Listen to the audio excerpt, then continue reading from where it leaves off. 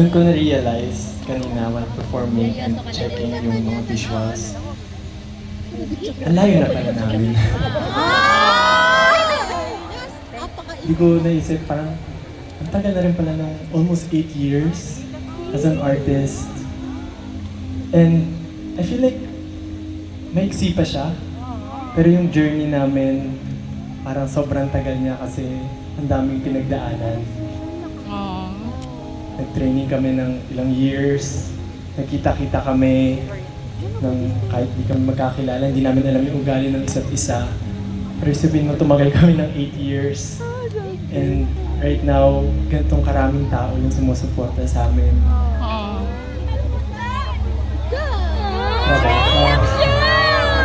We're just very thankful sa lahat sa inyo and sa lahat ng tao na kasama namin. Nakasama pa rin namin ngayon at syempre yung mga hindi na namin nakakasama, gusto pa rin namin silang pasalamatan kasi naging part sila ng journey namin. And yung journey na to, hindi talaga siya madali. Karoon ng pandemic, karoon kami ng maraming problema. Wala kaming alam sa industry. But then, we were able to pull off yung ganito kalaking show. So maraming salamat sa inyo. Thank you so much. Kasi patuloy kayong sumusuporta. Kayo nagbibigay ng lakas sa amin. Talagang pamilya na rin namin kayo. Thank you na sa mga pamilya namin, syempre. But sa 8 years na yun, na napapaisip ako, parang may wakas ba talaga to? Matatapos ba talaga to? Kasi alam naman natin, ever since, hindi pa kami nagtatagal, alam namin na hindi permanent itong pinasok namin na industry. But 8 years is good year. So maraming salamat. Mahal na mahal ko kayo.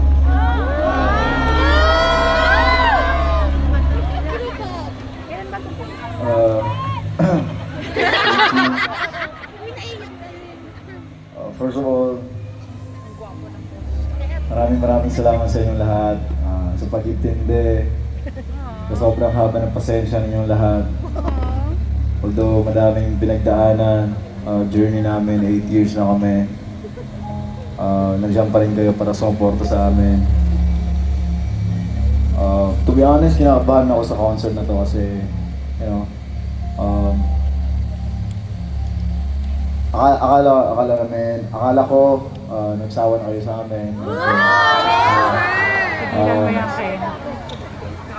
When I was backstage, I kept on asking my yung staff namin, kumusta yung mga tao, madami na ba, tinatanong ko ng ganun. Then I'm so happy while pumunta kami dito sa C stage. Ang dami talaga nung nasa likod. It's just, unbelievable. And definitely, hindi ko talaga makakalimutan tong araw na to. Maraming salamat sa inyo lahat. Mahal namin kayo.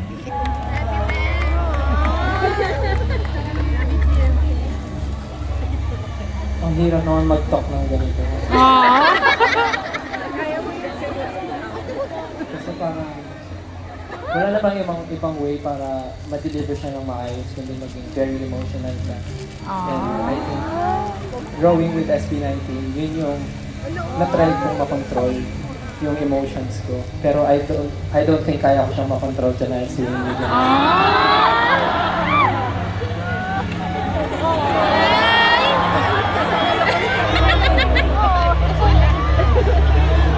Sabi nila, sobrang tagal na ng SB19. And every time na may concert kami, lagi lang pumapasok sa isip ko. Hanggang kailan kaya namin na-experience yung ganito?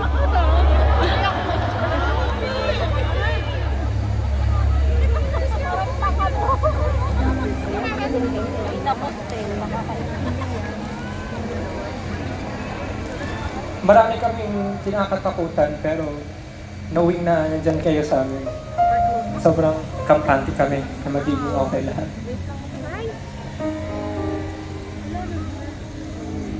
Hindi man tayo sure kung kailan magwawakas ang lahat, pero at least ngayon sure tayo na marami na tayong nagawang memories na masaya magkakasama. So, saan man ito mapunta, I think enough na yun para masabi naging makabuluhan yung buhay ko. So, maraming salamat, Rachel. Thank you.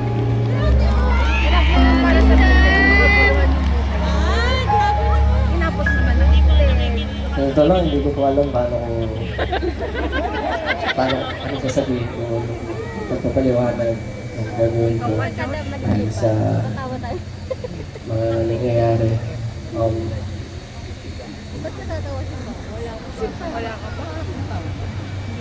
Siguro, gusto ko lang po sabihin na kayo siguro yung nagsilbing guide din namin. Tuwing naliligaw kami ng landas at hindi namin alam kung tama ba yung tinatahak namin. Bumabalik pa rin kami sa reason ba't kami lumalaban. At para saan ba talaga kami? Diba? Nagpapakapursige. Pero, oo, para sa'yo. Para sa'yo. Pero, gusto ko lang po talaga, ayoko po kasing maging emotional na gano'n. Gusto ko lang po talaga magpasalamat sa inyo. Alam niyo po yung pakiramdam na minsan narang nasa loop ka. Minsan ang hirap magkaroon ulit ng pakiramdam dahil sobrang focus ka po sa ginagawa mo. Madalas nangyayari sa akin yun na akala ko namamatayan na rin ako ng passion. Pero together with these guys, na araw-araw ko po nakikita kung gaano sila kaporsigido para abutin yung mga pangarap namin. Parang ayoko po talaga magawa kasi ito. Kaya sana, kahit ano pong mangyari, huwag niyo kami makakalimutan.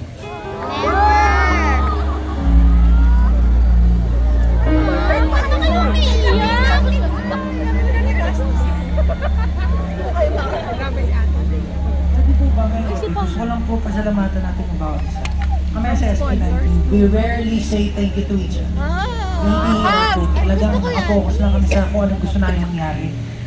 Even yung mga tao sa paligid namin, minsan nakakaligtaan na namin pasalamatan. Pero sa totoo lang, nag-umpisa sa pangarap namin. Pero hindi lang siya basta pangarap. Yung pangarap na salita parang kung iisipin mo, basta-basta siya. Pero it's a very powerful word. It's a very, very powerful thing.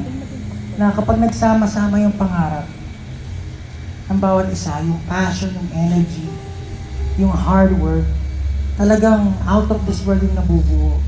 Kita nyo ngayon, no? Meron tayong ganito, meron tayong samahan na di matitibag.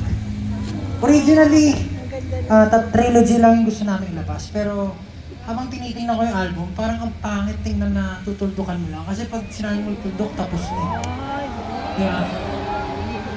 And to be honest with you guys, nabi-feel ko rin yun sa amin kasi nga sabi nga ni, sino ba yung sabi na tumatanda daw tayo?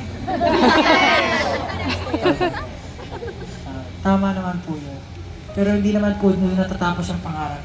Hanggat nandyan po kayo na sumusuporta sa amin, yung mga tao na punong-puno ng passion na nandito, na bumubuo ng show para lang mabigyan kayo lahat ng napakagandang at mapagmamalaki ng Pinoy na show. Magpapatuloy po kami. Pero yun, nabuo namin yung onesie, yung pangarap, nanganganak, nagbubunga ng panibago. And hopefully, together, yung mga pangarap natin magsama-sama para mayangat natin yung industry. So, nagpapasalamat po ako sa inyo. Kahit ito na yung wakas, hindi pa po dito tayo nagwawakas. And as much as we don't want this to end, yan nga po, dumating na tayo sa wakas. Para sa lahat ng sumama sa amin mula simula, para sa ating lahat.